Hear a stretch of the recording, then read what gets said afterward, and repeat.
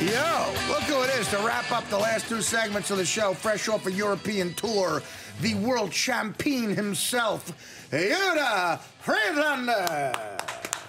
It's good to be back in America, man. Now, what'd you do? You go over to Europe and kick some ass for us? What I happened? did, man. I showed them who's the #1 country in the world.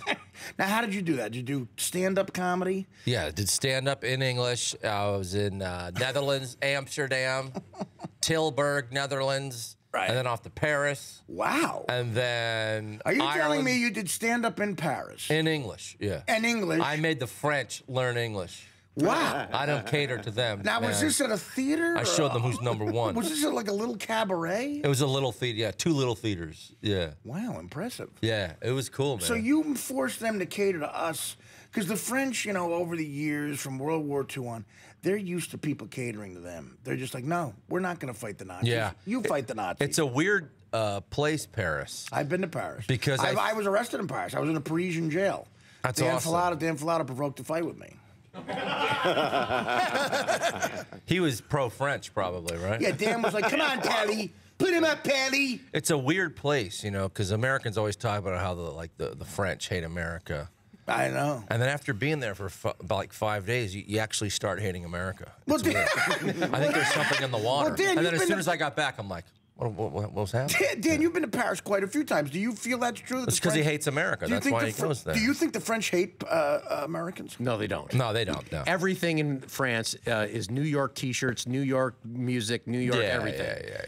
They love it. They look down on us, but then everything. Yeah. Okay, their but that's culture is disgusting, though. Paris was kind of cool. It reminded me I've been to Paris. of New York in like the early 90s. You know what I mean? So you feel they're behind us? Well, no, they still have some crappy areas and some sleazy areas, and then the areas that just look like Fifth Avenue or Times Square. You got to see the area where Dan got me arrested. Where was that? Well, it was like right in front of a famous cabaret, and Dan would not stop provoking me. And finally, they called policia. They over there they called them the policia. Yeah.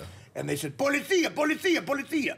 No, Dan was actually one of my best friends who saved my life over there. But I don't know. I found the French to be very accommodating to Americans. Yeah, they were cool, man. The great Bill Murray, who it's come out through Dan's lips several times, is friends with Dan, gave me a suggestion on a hotel over there, Hotel Lutetia. Hotel Lutetia. They are so friendly to Americans. And if you're some kind of celebrity, so this would not work in your favor, John. But if you're some sort of celebrity, they really take care of you. If you screw up, as I did, I got into a fight with a ball and chain over there, and oh my, they really know how to cover it up. Oh, that's cool. They look the other way.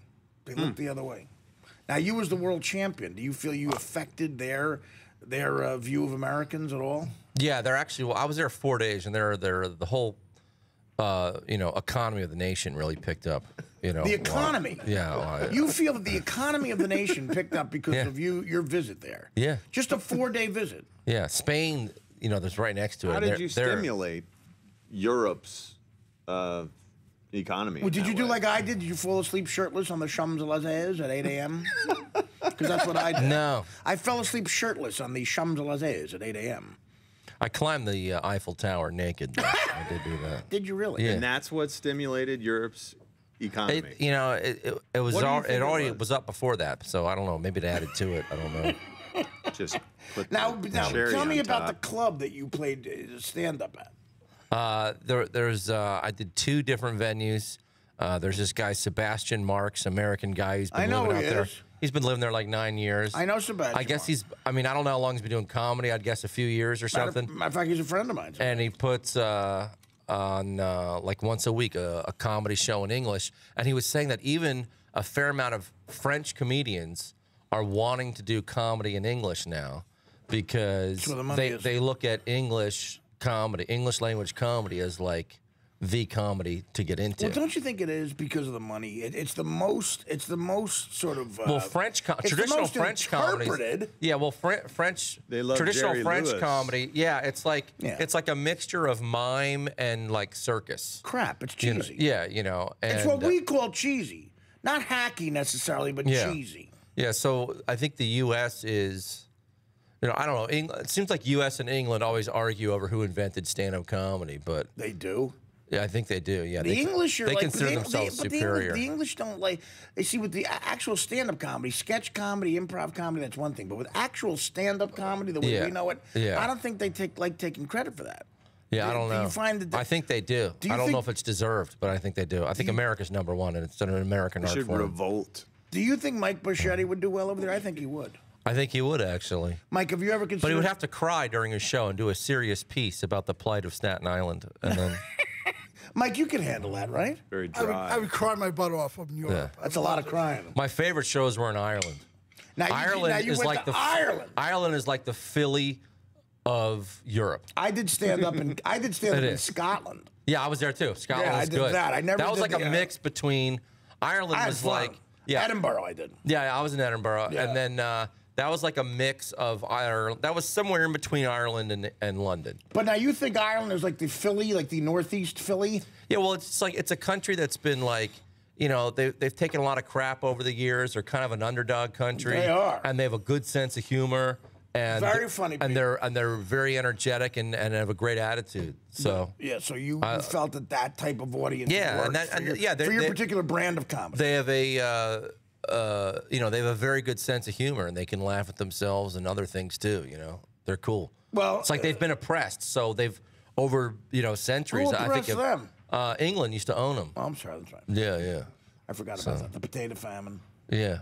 Well, you know, and the French bitch about stuff. Like I watched that Les Miserables. They're bitching. Like, in the beginning, they're prisoners because the guy stole something, and he's bitching about pulling a ship in, singing, "Look down, look down.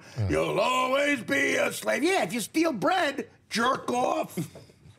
Don't steal bread. Practice on Yeah. yourself. He said, my sister was dying. She was starving. Who gives a flying fat frog's ass? Yeah, I agree 100%.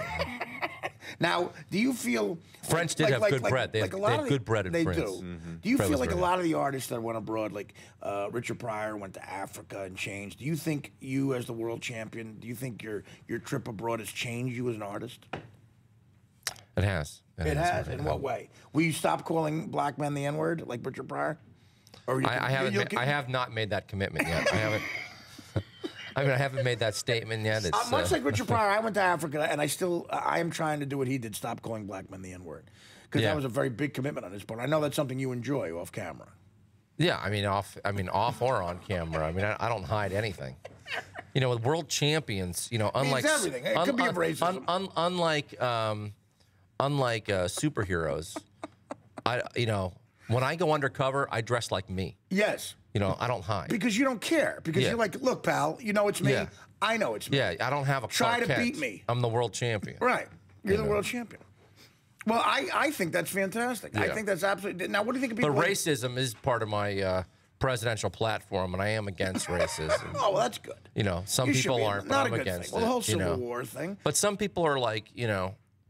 I mean, I'm against racism, and but some people, they bring that up, and I'm like, and I ask them, are you for it or against it? And then they'll say they're against it, and I'm like, so you dislike someone just because they have one particular point of view? And I'm like, that's a pretty bigoted outlook on a person. There's more to a person than that. That's something that. But I'm going to solve racism with karate, because there's 3 Ks in KKK, and none of them stand for karate.